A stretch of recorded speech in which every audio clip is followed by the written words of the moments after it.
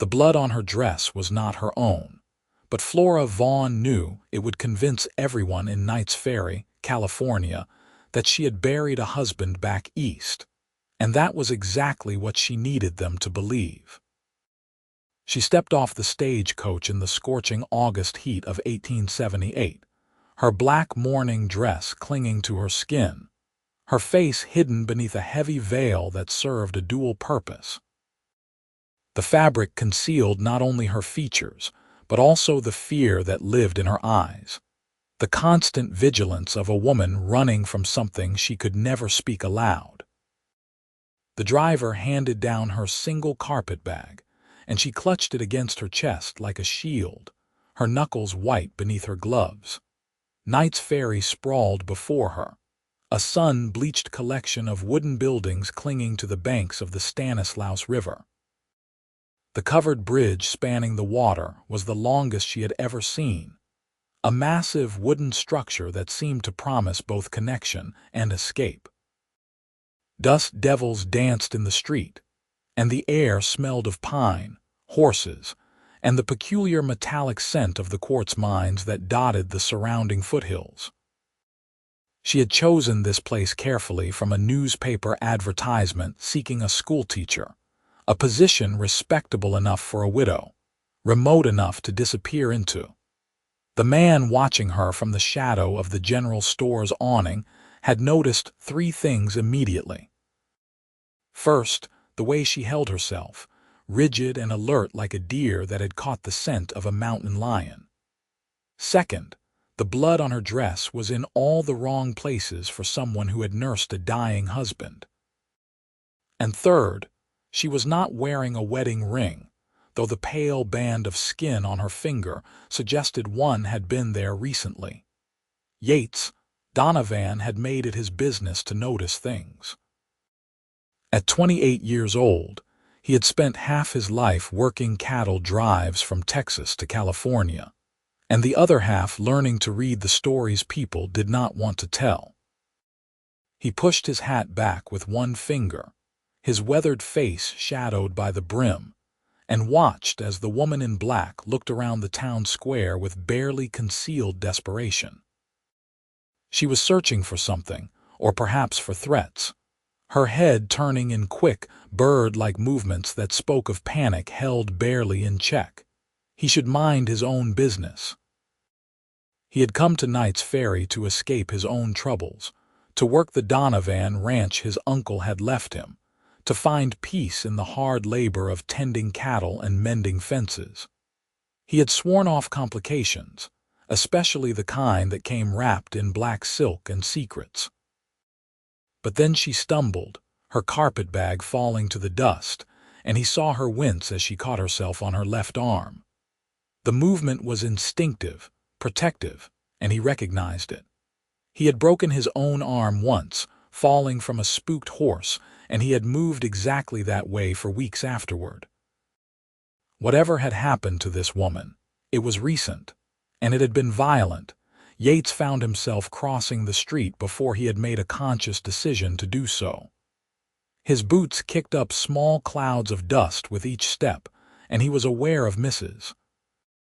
Henderson watching from the mercantile window, her face pressed against the glass like a child at a candy store. News of a young widow would spread through Knights Ferry faster than wildfire through dry grass. "Madam," he said, stopping a respectful distance away. "You look like you could use a hand." She spun toward him, and even through the veil he could see her eyes widen. For a moment he thought she might run, her entire body tensing like a coiled spring. Then she seemed to force herself to relax, her shoulders dropping slightly, her breathing slowing to something that almost looked calm. "Thank you," she said, her voice surprisingly steady. "I am afraid the journey has left me rather disoriented. I am looking for the schoolhouse." Her accent marked her as educated, Eastern, probably Boston or somewhere similar. The careful enunciation suggested someone who had worked hard to refine her speech, to present herself as something other than whatever she had been born to. Yates bent to retrieve her carpetbag, noting its surprising lightness. A woman traveling across the country should have more belongings than this single bag could hold. "School is just down the main street, past the saloon and the church," he said, gesturing with his free hand. "But you will be wanting to meet with Mayor Patterson first. He is the one who placed the advertisement for a teacher." "Yes, of course," she said, her gloved hands twisting together in a nervous gesture she quickly suppressed. "Where might I find the mayor? His office is above the bank." "I can show you if you like." She hesitated, and in that pause Yates saw 100 calculations flash across her face. Could she trust him? Did she have a choice? What were the social implications of accepting help from a strange man? Finally, she nodded once, a sharp, decisive movement. "I would appreciate that very much, Mr. Donovan. Yates Donovan. I have a ranch about 2 miles out of town." "Mrs. Vaughn," she said, and he noticed she did not offer a first name. "I am recently widowed and hoping to begin again here." The lie sat between them like a living thing. Yates could feel the weight of it, the desperation behind it, and he made a choice that would alter both their lives in ways he could not yet imagine. He tipped his hat and said nothing, allowing the fiction to settle into place like dust after a storm. They walked together through the afternoon heat, their shadows long and thin on the hard, packed earth. Yates kept the pace slow, noticing how she favored her left side, how her breathing grew shallow when she had to step over a particularly deep rut in the road. Whatever injury she carried, it was causing her considerable pain. "Knights Ferry is a good town," he said, partly to fill the silence and partly to watch her reaction. "Quiet, mostly. We get some trouble from miners passing through, and sometimes the railroad workers from over Oakdale way come in looking for entertainment. But by and large, folks here mind their own business and expect others to do the same."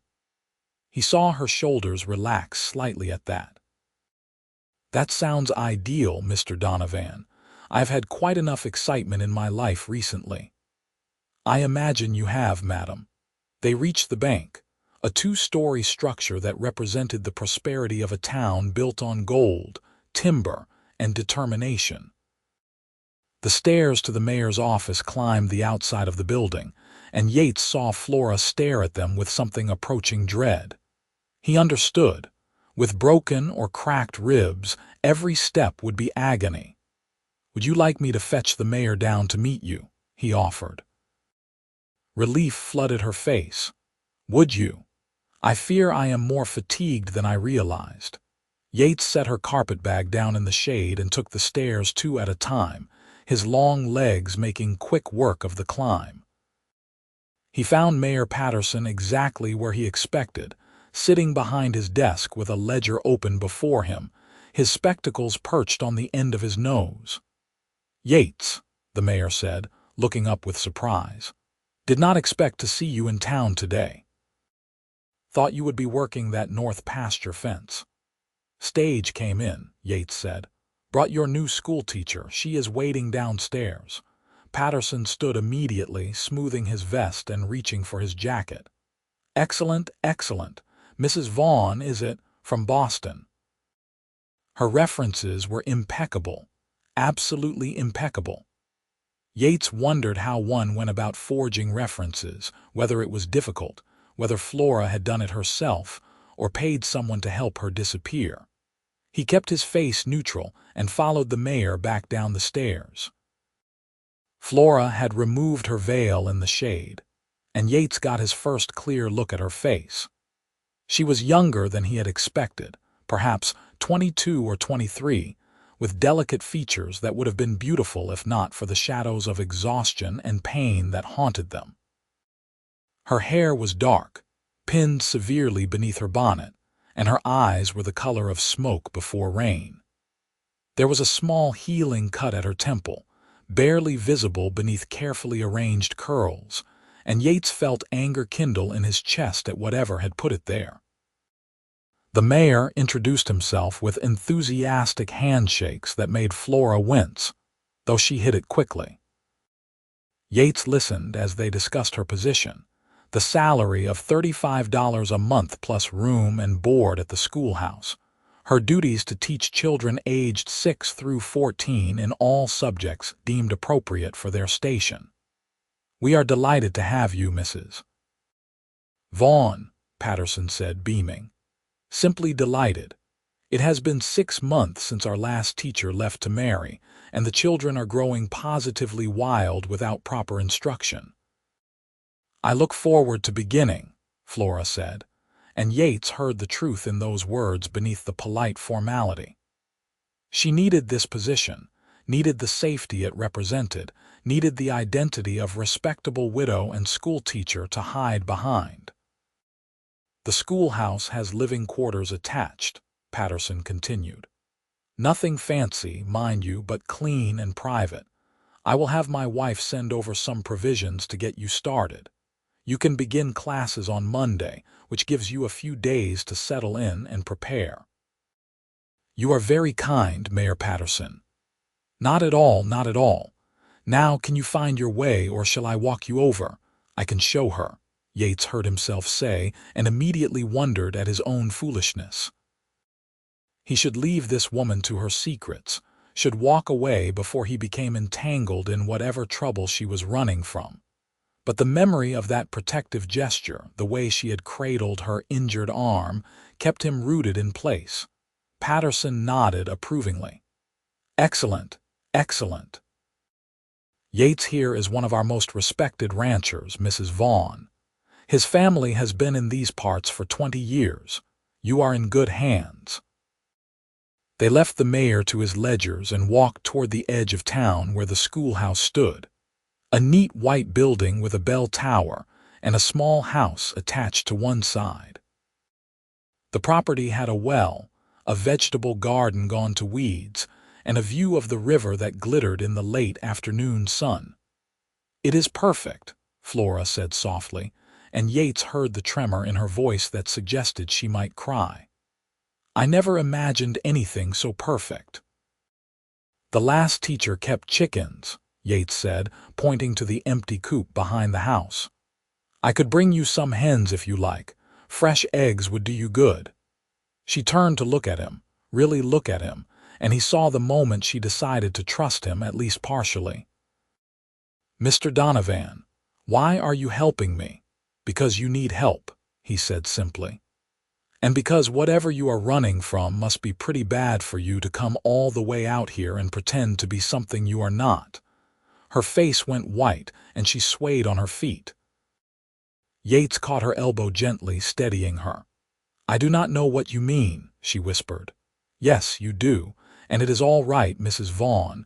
Your secrets are your own. I am just saying that if you need someone to watch your back, I am offering." "Why would you do that for a stranger?" Yates thought about the question, about the real answer that lived in the scars on his own soul. "Let us just say I know what it is like to need a fresh start, and leave it at that."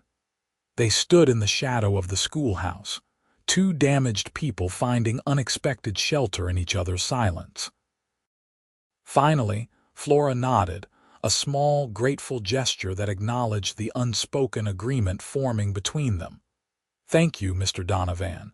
I appreciate your discretion more than you can know." "Yates," he said. "If we are going to be friends, you should call me Yates." "Flora," she replied, and it felt like a gift, that small offering of her true name.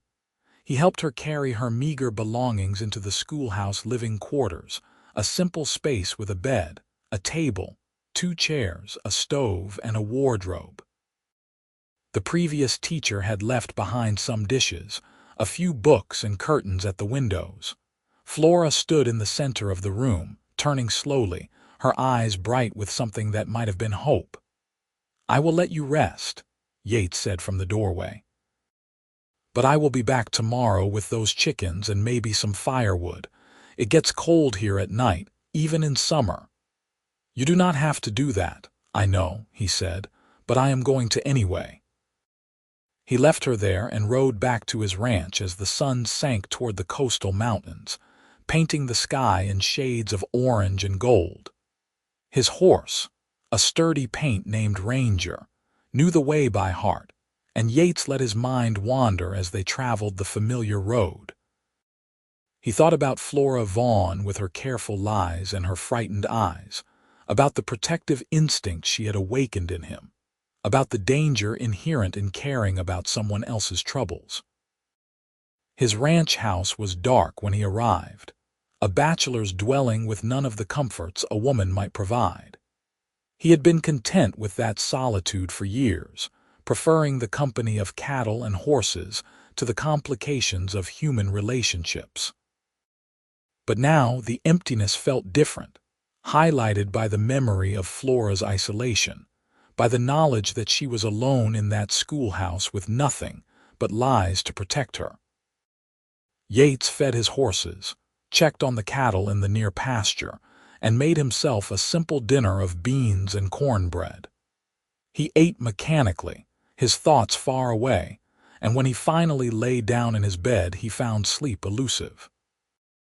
He kept seeing Flora's face, kept wondering what had driven her to cross a continent alone, kept imagining scenarios that made his hands clench into fists. The next morning dawned clear and hot, promising another scorching day.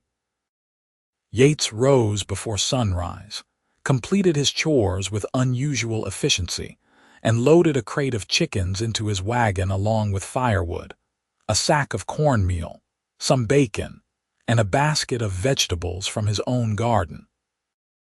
He told himself he was simply being neighborly, that he would do the same for any newcomer to Knights Ferry. He knew he was lying.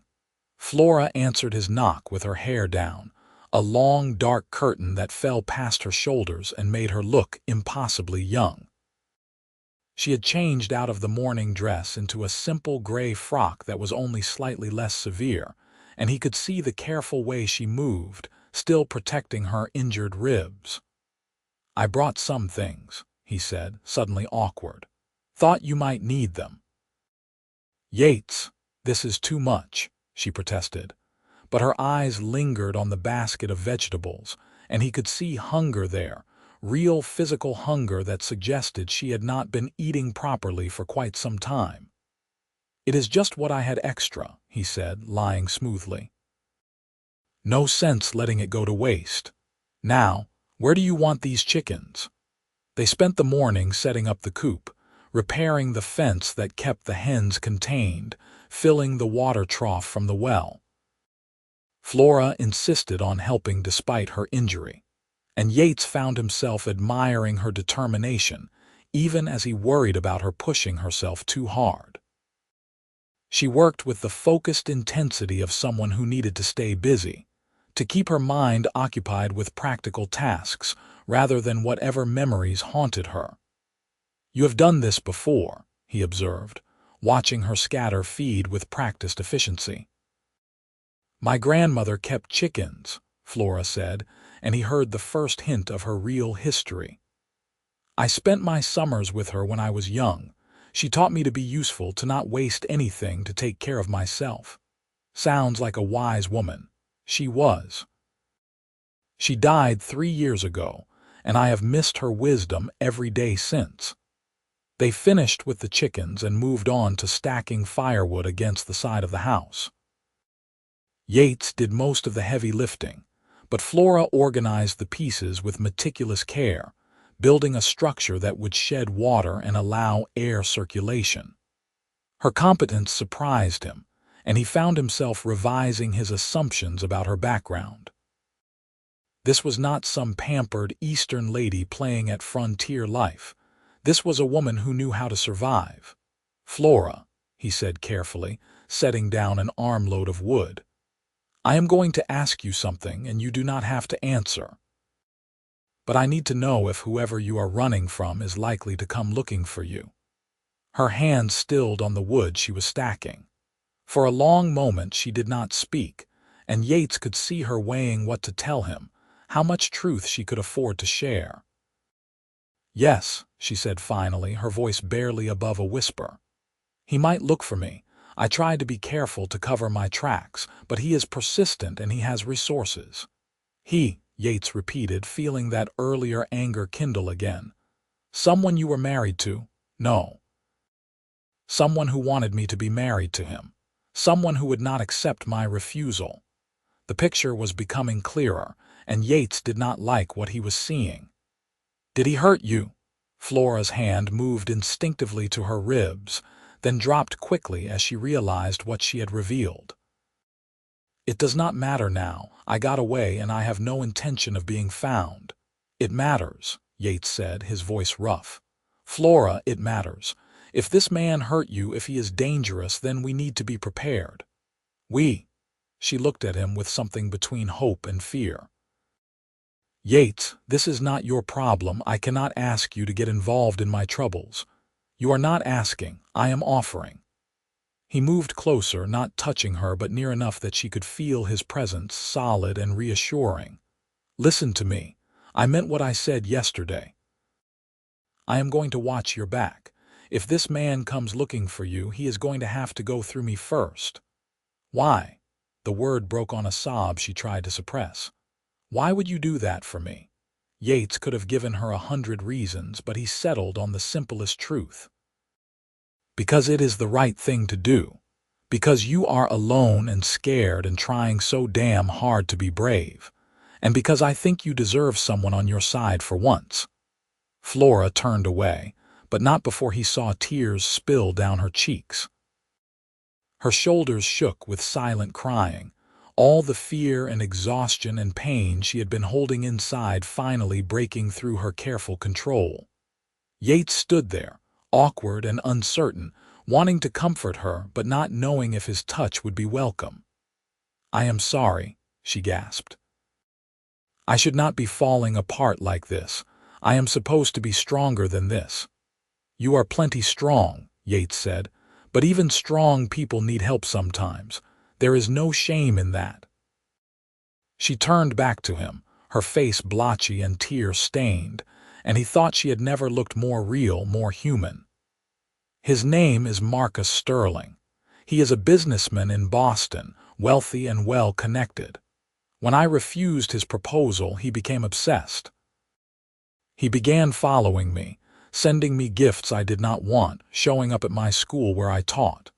The police would not help because he had not actually done anything illegal, they said. Just expressing his affection, they said. But he did more than that, Yates guessed. Flora nodded, wrapping her arms around herself. He broke into my boarding house room 3 weeks ago. He said if he could not have me, no one would. He said he would make sure of it. When I tried to run, he pushed me down the stairs. I landed badly, broke 2 ribs and cracked my arm. My landlady found me and helped me get to a doctor, but I knew I could not stay. That night I stole some of my landlady's clothes, put chicken blood on a dress to make it look like someone had died, and I ran. The casual violence of it made Yates want to hit something. Instead, he forced himself to stay calm, to think practically. Do you think he would follow you this far? I do not know. He has private investigators he could hire, but I was careful. I used a different name to buy my stage ticket, traveled under that name until I arrived here. I had references forged for Mrs. Vaughn, the widow. As far as anyone in Boston knows, I simply disappeared. That is good. That is smart. Yates thought for a moment. We need to make your story as believable as possible. A widow needs a history, details that will satisfy the gossips. Let me help you build that. They spent the next hour constructing Flora's fictional past. Her late husband would be named John Vaughn, a shopkeeper from Philadelphia who had died of pneumonia 6 months earlier. They had been married for 2 years, had no children, and Flora had decided to move west to escape the memories of her loss. The details were simple enough to remember, vague enough to discourage too many questions. You should still wear mourning, Yates suggested. It will keep men at a respectful distance and explain why you are not interested in courting. That was my plan, Flora agreed. Though I must admit, the weight of all this black fabric in the California heat is rather oppressive. Better oppressive than unsafe, Yates said bluntly. And Flora, I meant what I said. I will be watching over you. I will come to town more often, make it clear that you are under my protection. If anyone asks, I will say you are a distant cousin, that I am looking out for you as family would. Will people believe that? Does it matter? It will give me an excuse to be around, to keep an eye out for trouble. Flora looked at him for a long moment, her gray eyes searching his face for something he could not name. I do not deserve your kindness, Yates Donovan. That is where you are wrong, he said softly. You deserve kindness and safety and a life where you do not have to be afraid, and I am going to do my best to help you find that. She reached out tentatively and placed her hand over his where it rested on the fence post. The touch was brief, barely there, but Yates felt it like a brand. Thank you, she whispered. I will never forget this. He left soon after, needing space to process the tangle of emotions she stirred in him. Protectiveness, certainly, and anger at the man who had hurt her. But there was something else too, something warmer and more complicated that he was not ready to examine too closely. Flora Vaughn was a responsibility he had chosen to take on, nothing more. He could not afford to let it become anything else. The days settled into a pattern. Flora threw herself into preparing for the start of school, cleaning the classroom, organizing supplies, meeting with parents who brought their children for introductions. Yates found excuses to come to town several times a week, bringing supplies Flora did not need, fixing things that were not quite broken, establishing himself as a constant presence in her life. The townsfolk accepted the story of distant cousins with the mild interest of people who had their own concerns to occupy them. Mrs. Henderson at the Mercantile made knowing comments about how nice it was that Flora had family nearby, and the mayor commended Yates for his Christian charity in looking after a widowed relation. Only the saloon owner, a sharp-eyed woman named Rosie, seemed to see through the fiction, but she kept her observations to herself. School began on a Monday morning in late August, with 14 students ranging in age from 6 to 13 crowding into the classroom. Flora had pinned her hair into a severe bun and donned her most formal morning dress, presenting herself as a figure of unassailable respectability. Yates watched from a distance as she rang the bell and welcomed the children, her voice clear and confident, no trace of the frightened woman he had met on the street just days before. She was a natural teacher, patient and firm in equal measure. Yates found himself inventing reasons to stop by during school hours, ostensibly to repair a loose board or check on the well, but really just to watch her work. He loved seeing the way her face lit up when a child grasped a difficult concept, the gentle way she corrected mistakes, the obvious joy she took in sharing knowledge. This was who she really was, he realized, beneath the fear and the lies. This generous, passionate woman who had been forced into hiding by a man who could not accept her refusal. 3 weeks after Flora's arrival, Yates was in the Mercantile buying coffee when he heard 2 men talking near the door. They were strangers, dressed in city clothes too formal for Knights Ferry, and their conversation made the hair on the back of his neck stand up. Looking for a woman, one was saying to Mrs. Henderson. Dark hair, early 20s, probably traveling alone, would have arrived in the past month or so. What is your business with her? Mrs. Henderson asked, her tone suspicious in the way of small-town people confronted with outsiders. Her family is worried, the other man said smoothly. She left Boston after a tragedy, has not been in her right mind. They want to make sure she is safe, get her the help she needs. Yates set down his coffee carefully and walked toward the door, positioning himself where he could see the men clearly. They were Pinkerton types, he guessed, private investigators hired by someone with money and connections. Hired by Marcus Sterling to find the woman who had dared to run from him. "Cannot say I have seen anyone matching that description," Mrs. Henderson was saying, and Yates blessed her natural distrust of strangers. "We get a lot of folks passing through. You might try the hotel, see if anyone checked in there." The men thanked her and left, and Yates waited exactly 30 seconds before following. He watched them cross the street toward the hotel, then turned and walked quickly toward the schoolhouse.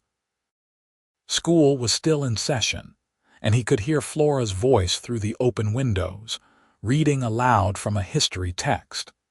He waited impatiently for the afternoon dismissal, watching the road for any sign of the investigators.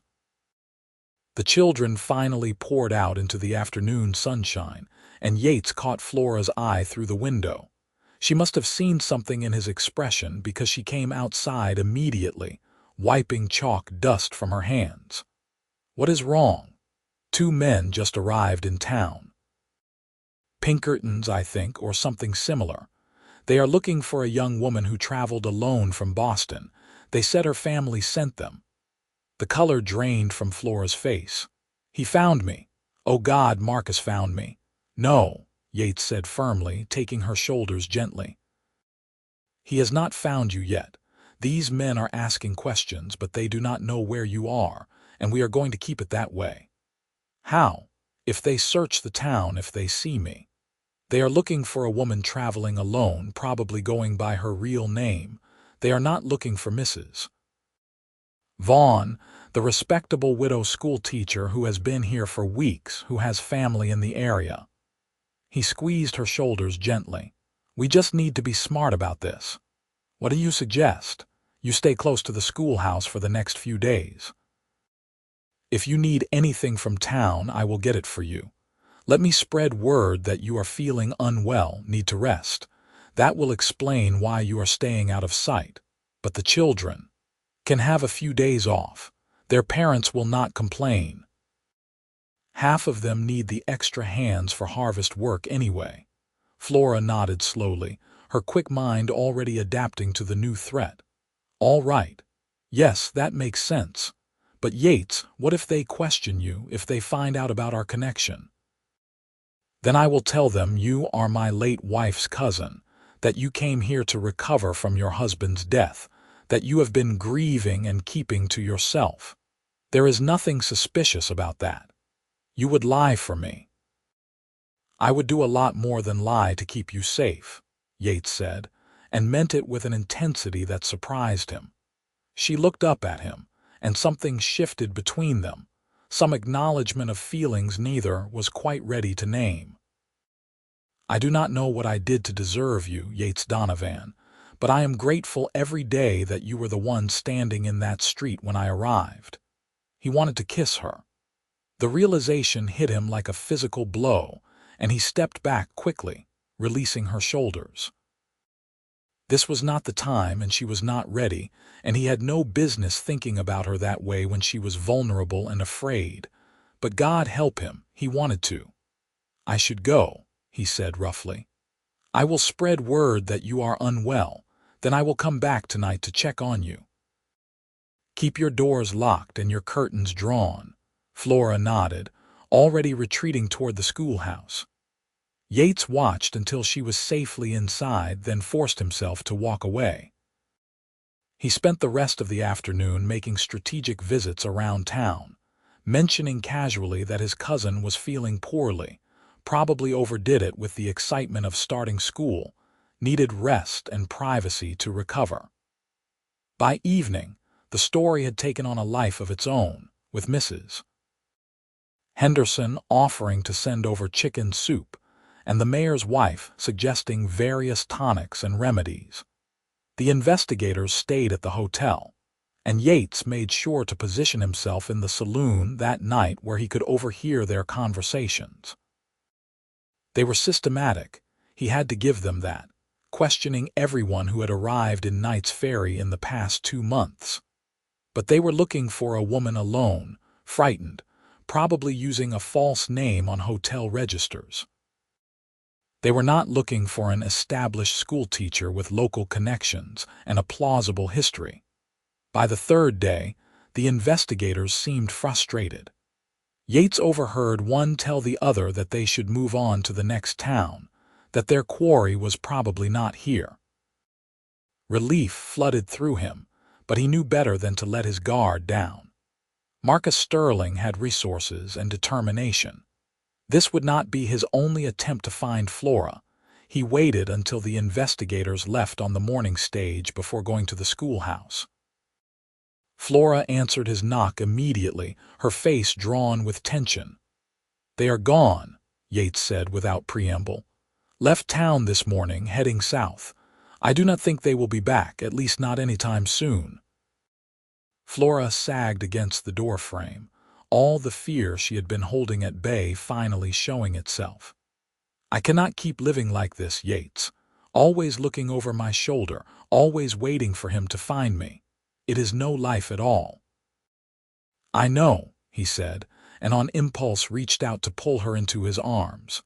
She came willingly, burying her face against his chest, and he could feel her trembling. "I know it is hard, but you are building something good here, Flora. You have a home, a job, people who care about you. That is worth fighting for." "I am so tired of fighting," she whispered. "I just want to be free of him. You will be. I promise you will be." She pulled back enough to look up at him, and her hand came up to touch his face, a gesture so tender it made his heart ache. "How can you promise that?" "How can you know?" "Because I am not going to let him have you," Yates said fiercely. "Because you deserve better than to spend your life afraid, because I—" He stopped, the words catching in his throat. "Because you what?" Flora asked softly. He could not say it, not yet. It was too soon, too complicated, too fraught with danger. Instead, he bent and kissed her forehead gently, a chaste gesture that somehow felt more intimate than anything else could have been. "Because you matter," he said. "You matter to this town, to those children you teach. You matter to me." Flora closed her eyes, leaning into his touch. "I should not let myself feel this way about you. It is not fair to you, not when I bring so much danger and complication." "Let me decide what is fair to me," Yates said. "Flora, I am going into this with my eyes open. I know the risks. I am choosing this anyway." "Why?" It was almost a plea. "Because some things are worth the risk," he said simply. "Now, are you going to feed me some of that chicken I brought you, or are you going to make me go back to my empty ranch and eat my own terrible cooking?" She laughed, a shaky sound that nevertheless felt like a victory. "I suppose I could make us some dinner. It is the least I can do for my protector." They ate together at her small table as the evening sun painted the windows gold. Flora had made a simple meal of fried chicken, cornbread, and greens from the garden, and Yates thought it was the best food he had ever tasted, made perfect by the company. They talked about inconsequential things, carefully avoiding the weight of their situation, just enjoying the simple pleasure of not being alone. "Tell me about your ranch," Flora said, pouring coffee into chipped mugs. "You never talk about it much." "Not much to tell," Yates said. "It is about 300 acres, good grazing land along the river. I run maybe 100 head of cattle, some horses. It is hard work, but honest work. I like it. You have help, hired hands, one man, Tom Bridger. He is older, worked for my uncle before me. We manage all right between us." "It sounds lonely," Flora observed. "I suppose it is sometimes, but I got used to being alone, seemed safer that way." He paused, then added, "I am reconsidering that philosophy lately." She met his eyes across the table, and he saw understanding there and something that might have been hope. "I spent so much of my life surrounded by people, always performing, always being what others expected. The loneliness here is different. It is chosen, not forced." "Does that make sense?" "Perfect sense," Yates said. "But Flora, you do not have to be alone, not if you do not want to be." Are you offering to keep me company, Yates Donovan? I am offering whatever you want from me, he said honestly. Friendship, protection, company, whatever you need, I will provide it if I can. Flora reached across the table and took his hand, her fingers small and delicate against his work-roughened palm. What I need is for you to keep being exactly who you are. Honest, kind, steady. You make me feel safe, Yates. I have not felt safe in so long. He turned his hand over and laced their fingers together, marveling at how right it felt. You are safe with me, Flora. I swear it. They sat like that as the sun set and the room grew dark around them, their hands joined across the table, two damaged souls finding unexpected shelter in each other. Yates knew he was falling in love with her, probably had been since that first day when he had seen her stumble with her carpet bag. It was foolish and complicated and potentially dangerous, but he found he did not care. Flora Vaughn had awakened something in him he had thought long dead, and he was not going to let her go without a fight. The fall passed in a gentle progression of days that felt like healing. Flora threw herself into teaching, becoming beloved by her students and respected by their parents. She organized spelling bees and recitations, started a small lending library in the schoolhouse, and taught the older children geography using maps she drew herself. The fear never quite left her eyes, but it receded, pushed back by the warmth of community and the security of having Yates watching over her.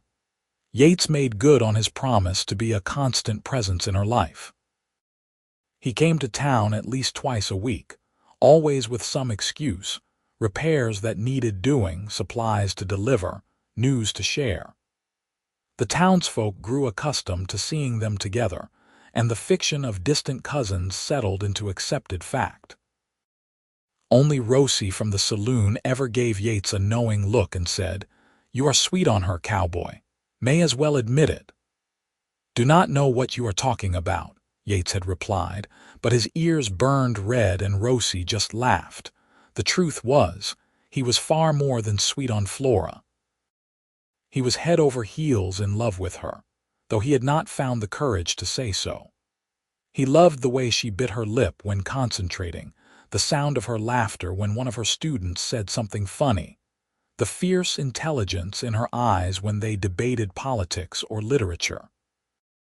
He loved her courage, the way she had rebuilt her life from ashes, the way she refused to let fear define her. In early October, the town held a harvest festival, and Flora agreed to attend with Yates as her escort. She wore a gray dress rather than full mourning, a small concession to the approaching end of her supposed grieving period, and Yates thought she looked beautiful. They walked through the festival together, eating apple pie and watching the children play games, and it felt like a glimpse of what their life could be if circumstances were different. "I love it here," Flora said, watching the sun set over the river. "I never thought I could be this happy again." "You deserve to be happy," Yates said. "Every day for the rest of your life." She turned to him, her face soft in the golden light. "Yates, I need to tell you something. I have been thinking about this for weeks and I cannot keep silent any longer." His heart began to race. "What is it?" "I know we agreed this was just friendship, that you were helping me out of kindness. But it has become something more for me. You have become more. And I think you feel the same way, but you are too honorable to say anything while you think I am still vulnerable." She took a deep breath. "I am not asking you to declare yourself. I just need you to know that when I am ready, if you still want me, I will be ready too." Yates felt like the air had been knocked from his lungs.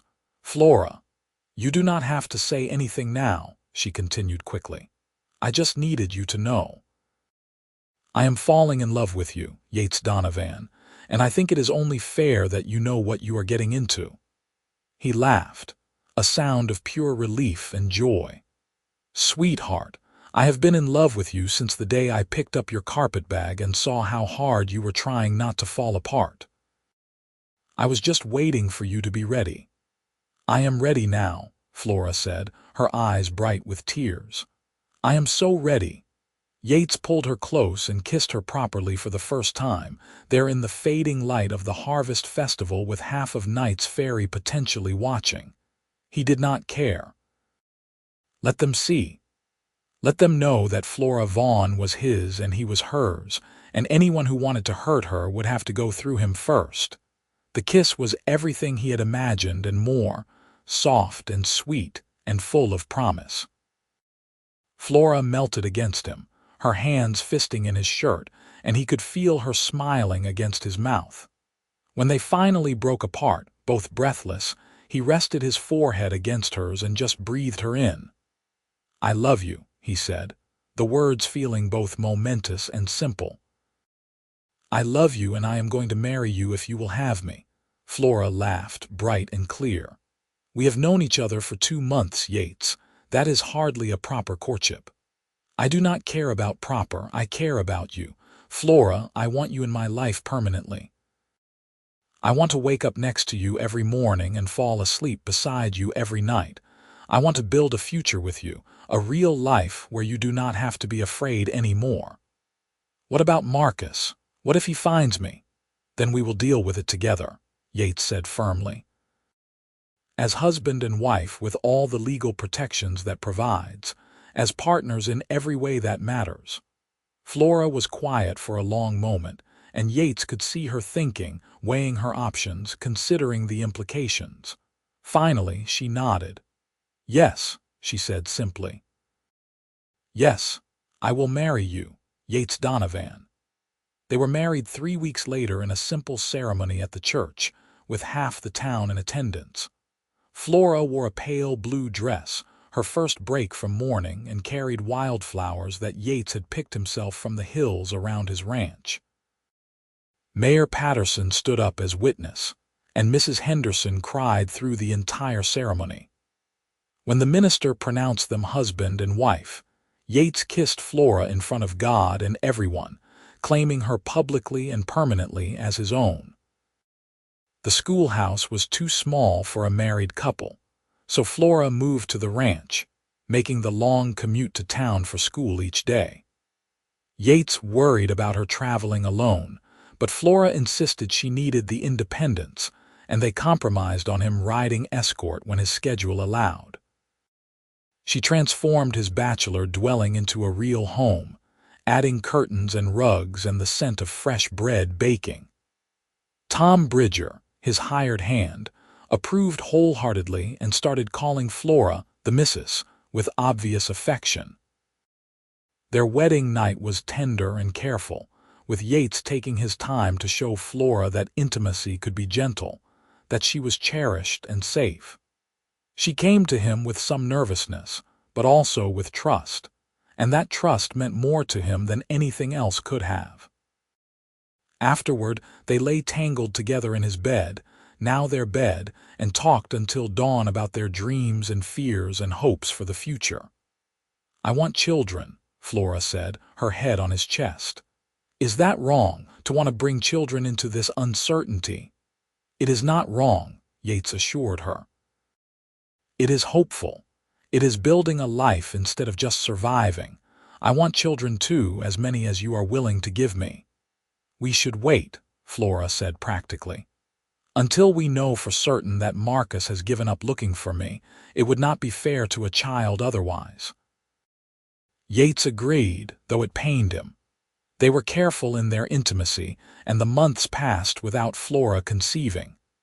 Winter came to the foothills, cold and wet, the river running high with runoff from the mountains. Flora continued teaching, beloved by her students, respected throughout the community.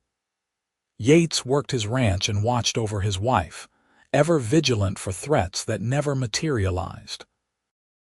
In February, nearly 6 months after Flora's arrival in Knights Ferry, a letter arrived at the ranch addressed to Mrs. Flora Vaughn Donovan. It had no return address, and Yates felt his blood run cold as Flora opened it with shaking hands. Inside was a newspaper clipping from a Boston paper, dated 3 weeks earlier. The headline read, "Prominent Businessman Dies in Fire." The article described how Marcus Sterling had perished when his townhouse caught fire in the middle of the night, possibly due to a lamp knocked over while intoxicated. There were no other casualties, and investigators ruled the death accidental. Beneath the clipping was a brief note in unfamiliar handwriting. "Thought you should know you are free now. Be happy. A friend." Flora read it 3 times, her hands trembling, tears streaming down her face. "He is dead," she whispered. "Marcus is really dead. I am free." Yates held her while she cried, great gasping sobs that seemed to release years of accumulated fear and tension. When she finally calmed, he wiped her face gently and said, "You were always free, Flora. He never owned you, no matter what he thought. But I am glad he can never hurt you again." "Who do you think sent this?" Flora asked, holding up the note.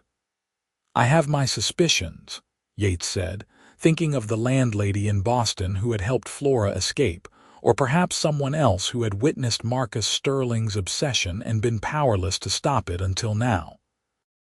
"But I do not think it matters. What matters is that you can stop running now. You can just be Flora Donovan, wife and teacher and whatever else you want to be." She laughed through her tears. "I want to be a mother. Yates, I want to have your children and raise them here in this beautiful place, surrounded by people who care about us. I want to build a life that is real and true and completely ours." "Then that is exactly what we will do," Yates promised. By summer, Flora was pregnant with their first child. She glowed with health and happiness, her fears finally laid to rest, her future secure. She taught school through September, then reluctantly handed the position over to a new teacher the town hired, a young woman from Sacramento who seemed competent if not quite as beloved as Flora had been. Their son was born in December during a rare snowstorm, arriving just before dawn with a lusty cry that announced his presence to the world. They named him William, after Yates's father, and Yates held the tiny bundle with awe and terror in equal measure, amazed that he and Flora had created this perfect little person. Flora recovered quickly from the birth, her strength and determination serving her well. She took to motherhood with the same fierce intelligence she brought to everything else, reading every book on infant care she could find, consulting with experienced mothers in town, developing her own philosophy of child rearing that balanced discipline with affection. Yates marveled at her, at the transformation from the frightened woman in black he had met on a dusty street to this confident, radiant mother. He loved her more with every passing day, loved the life they were building together, loved watching her with their son. William grew into a happy, healthy toddler with his mother's dark hair and his father's steady disposition. By the time he was 2, Flora was pregnant again, and this time they welcomed twin girls, Alina and Catherine, who arrived in the spring with flowers blooming across the ranch. The house rang with children's laughter, and Yates found he did not miss the quiet solitude of his bachelor days at all. Tom Bridger retired when the twins were born, his age finally catching up with him, and Yates hired 2 younger men to help with the expanding ranch. The cattle herd had grown to over 300 head, and Yates was considering buying additional land to the north. Flora managed the household with efficient grace, somehow balancing the demands of 3 small children with keeping the books for the ranch and maintaining an active role in the Knights Ferry community. They celebrated their 5th wedding anniversary with a party at the ranch, inviting everyone they knew. Mayor Patterson gave a toast praising Yates for his wisdom in marrying such a remarkable woman, and Mrs. Henderson presented them with a quilt she had made, each square embroidered with scenes from their life together. Flora cried happy tears and thanked everyone for making Knights Ferry feel like home. That night, After the guests had gone and the children were asleep, Yates and Flora sat on the porch and watched the stars come out. The air smelled of summer grass and cattle and the river flowing endlessly past, and Yates thought he had never been more content. "Thank you," Flora said softly, her hand in his. "For what?" "For seeing past the lies to the truth underneath. For keeping my secret when you did not have to. For watching over me when I needed it most. For loving me when I did not think I could ever be loved." Yates brought her hand to his lips and kissed her knuckles gently. "Sweetheart, loving you has been the easiest thing I have ever done. You are my whole world, you and those babies in there.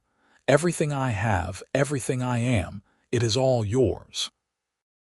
"I used to think my life ended that day Marcus pushed me down those stairs," Flora said, her voice thoughtful. "I thought I had lost everything, my home, my identity, my future. But really, it was just beginning. That was the day I got on a stage to California, the day I met you." "Best day of my life," Yates agreed. "Though I am partial to our wedding day and the days our children were born and every day in between." Flora laughed and leaned her head on his shoulder. "You are a romantic, Yates Donovan. Who would have guessed? Only for you," he said. "Only ever for you." They sat in comfortable silence as the night deepened around them. Two people who had found each other against all odds, who had built a life from secrets and trust and love. The past was behind them, forgiven if not forgotten, and the future stretched ahead bright with promise. Inside the house, William woke crying from a nightmare, and Flora rose immediately to comfort him.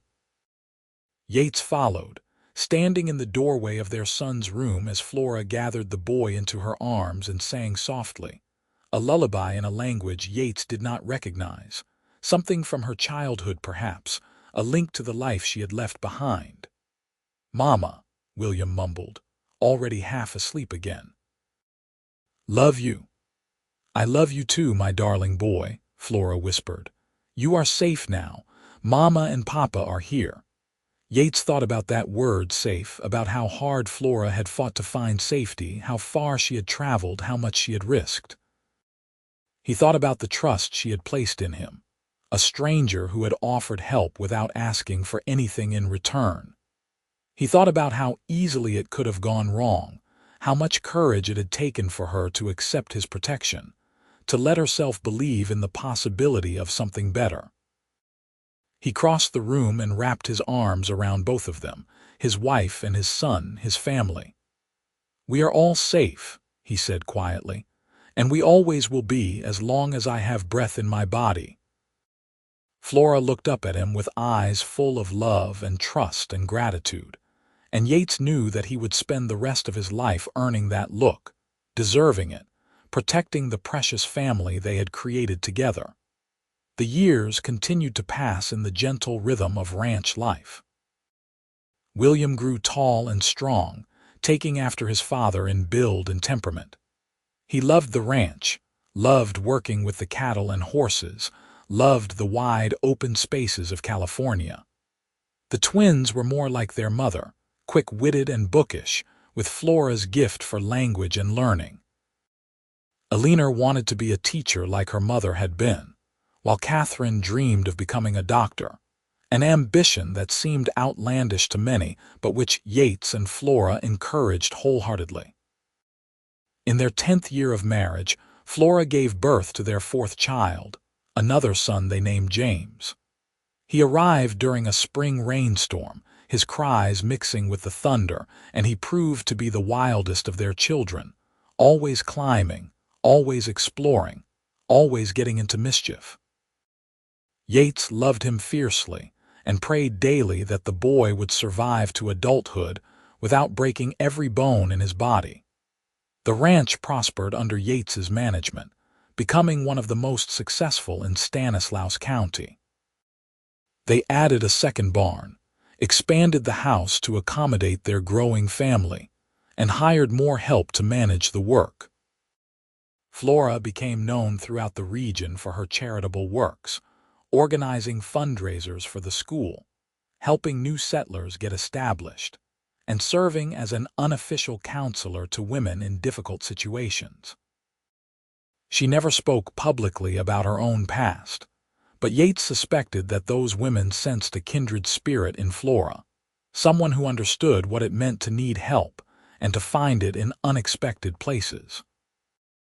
On their 15th anniversary, Yates took Flora to San Francisco for a week, leaving the children in the capable hands of the hired help and Mrs. Henderson, who had practically adopted the Donovan family as her own. They stayed in a fine hotel, ate in restaurants, went to the theater, and walked along the waterfront watching ships come and go from around the world. "You ever wish you could go back?" Yates asked one evening as they watched the sun set over the Pacific Ocean. "To Boston, to your old life." Flora did not hesitate. "Never. Not for a single moment. That person I was then, she was so small, so afraid. I like who I am now much better." "And who is that?" "Flora Donovan, wife of Yates Donovan, the best man I have ever known, mother of 4 extraordinary children. Former teacher, current ranch wife, future grandmother if William ever stops being so shy around young ladies." Yates laughed. "He is only 17, give him time, I suppose, but I am eager for grandchildren, I will not lie. Flora, you are only 40 years old. We could still have more children of our own if you wanted." She smiled and took his hand.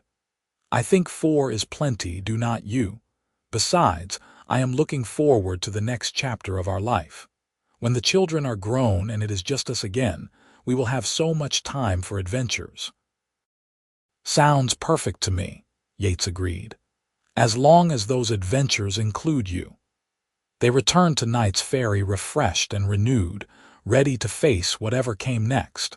William did eventually overcome his shyness, courting and marrying a rancher's daughter from Oakdale. The twins went away to college, Alina to study education and Catherine to pursue medicine, both of them blazing trails that made their parents proud. James, true to form, joined the Army at 18, seeking adventure beyond the California foothills. Yates and Flora watched their children scatter across the world, proud and terrified in equal measure. The house felt empty without the constant noise and chaos of young people. But they adapted, finding pleasure in the quiet evenings together, the unhurried conversations, the luxury of time spent without demands or interruptions. William and his wife gave them 3 grandchildren in quick succession, and Flora dove into grandmotherhood with the same enthusiasm she brought to everything else.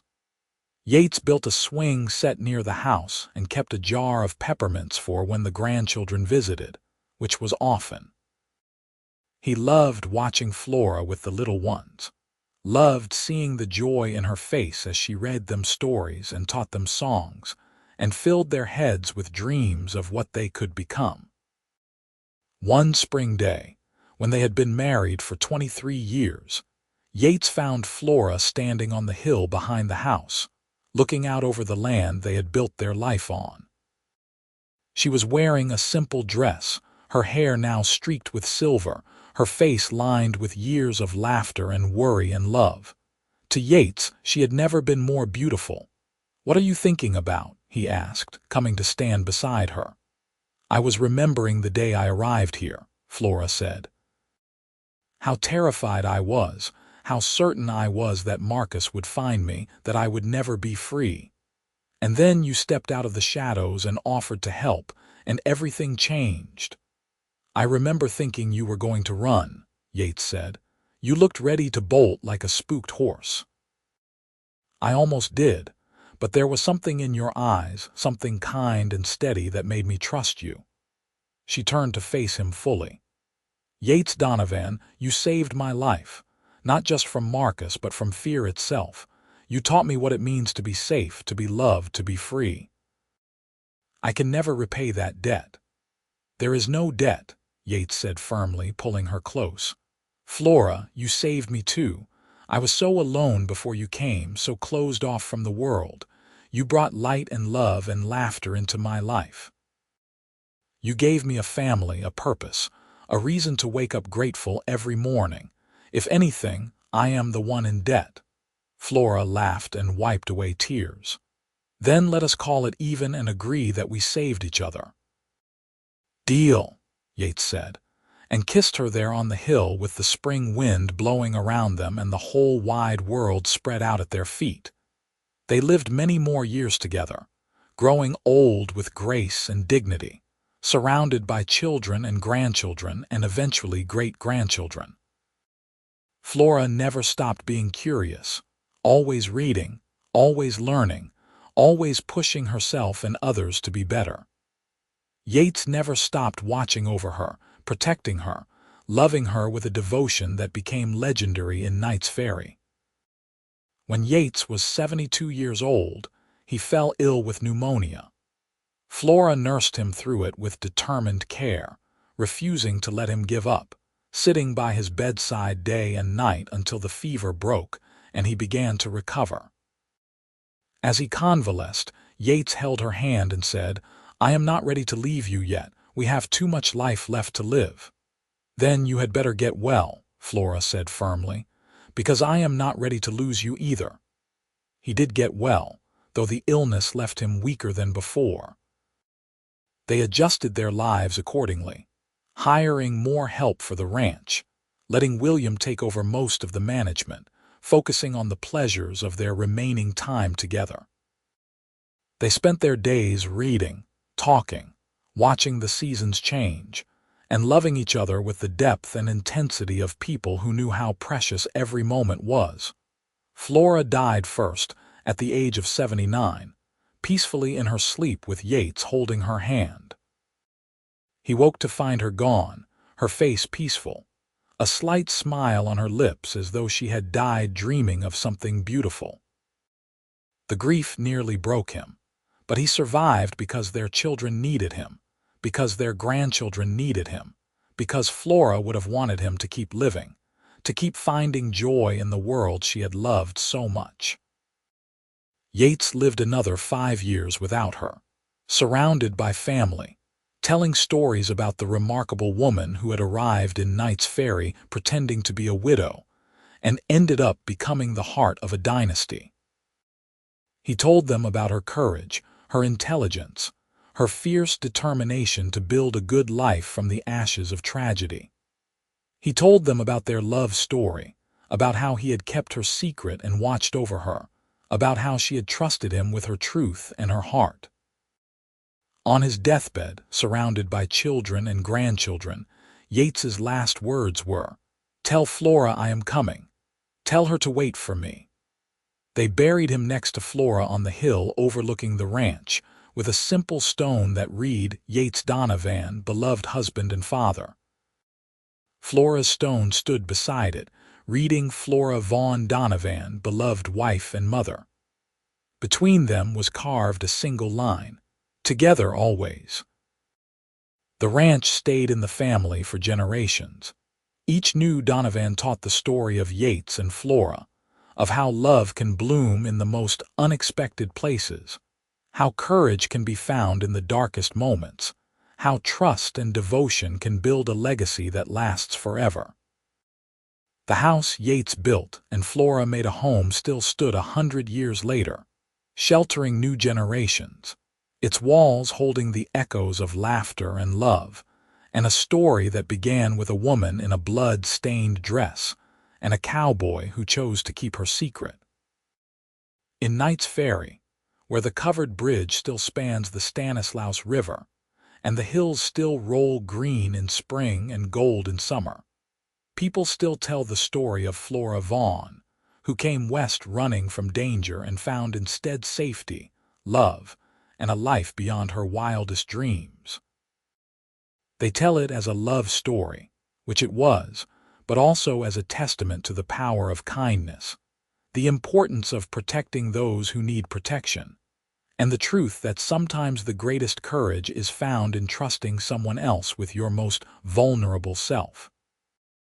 And if on quiet evenings when the wind blows just right through those hills, You can almost hear the echo of laughter and see the shadows of two people standing together on a hilltop, looking out over the land they loved and the life they built. Well, that is just Knights Ferry remembering its own, holding tight to a story too beautiful to ever let go.